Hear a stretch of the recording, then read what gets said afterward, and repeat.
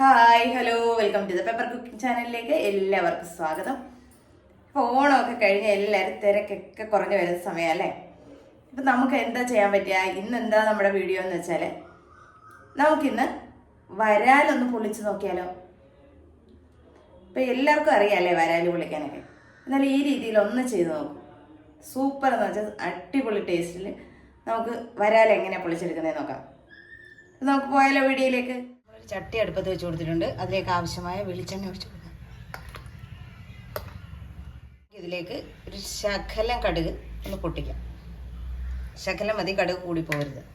കടുക് നന്നായിട്ട് പൊട്ടി വന്നു കഴിഞ്ഞാൽ ഒരു വലിയ കഷ്ണം ഇഞ്ചി അരിഞ്ഞതും 2 പച്ചമുളകും കൂടെ നമുക്ക് വറയിലോട്ട് ഇട്ട് കൊടുക്കാം.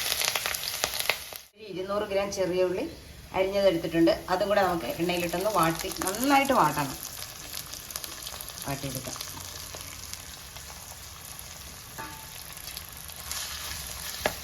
ഇതോടൊപ്പം തന്നെ നമുക്ക് ആവശ്യത്തിന് കറിവേപ്പിലയും കൂടെ ചേർക്കണം. നമുക്കിത് കറിവേപ്പിലൂടെ ചേർത്ത് കൊടുക്കാം.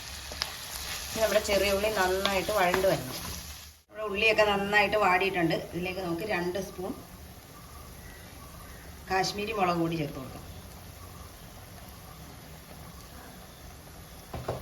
അതുപോലെ തന്നെ ഒരു 3/4 ടീസ്പൂൺ മല്ലിപ്പൊടിയും കൂടെ ചേർത്ത് കൊടുക്കാം.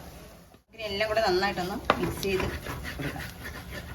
നമ്മുടെ ഈ പൊടിയുടെ പച്ച ചുവയൊന്ന് മാറി വരണം. കറിക്ക് ആവശ്യമായ വെള്ളം ഞാൻ ഒഴിച്ചിട്ടുണ്ട്. അപ്പോൾ ഇതിലേക്ക് നമുക്ക് 2 കഷ്ണം കുടംപുളി കൂടെ ഇട്ട് കൊടുക്കാം.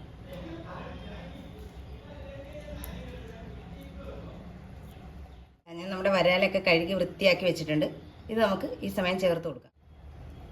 വരാൽ കഷ്ണങ്ങൾ നമ്മൾ ചേർത്ത് കൊടുത്തിട്ട് പോരാത്ത വെള്ളം കൂടെ നമ്മൾ ഇതിനകത്ത് വെച്ച് കൊടുക്കണം. കാരണം നമ്മുടെ കഷ്ണം വേഗണ്ടേ. കറി നന്നായിട്ട് കുറുകി തുടങ്ങുന്ന സമയത്ത് നമുക്ക് അല്പം തേങ്ങാപ്പാലൂടെ ഇതിനകത്തോട്ട് ചേർത്ത് കൊടുക്കാം. എന്നിട്ട് നന്നായിട്ട് പറ്റിച്ചെടുക്കണം. അപ്പോഴേ നമ്മുടെ പൊള്ളിച്ചത് റെഡി ആകത്തുള്ളൂ. നമ്മുടെ വരാൽ പൊള്ളിച്ചത് ഇവിടെ റെഡി ആയിട്ടുണ്ട്. അപ്പോൾ എല്ലാവരും ഇതുപോലെ ഒന്ന് ട്രൈ ചെയ്ത് നോക്കണം. വീഡിയോ ഇഷ്ടമായാൽ ലൈക്ക് ചെയ്യാനും ഷെയർ ചെയ്യാനും കമൻറ്റ് ചെയ്യാനും മറന്നു പോകരുത്. നല്ലൊരു വീഡിയോ ആയിട്ട് കാണുന്നവരെ ടാറ്റാ ബൈ ബൈ.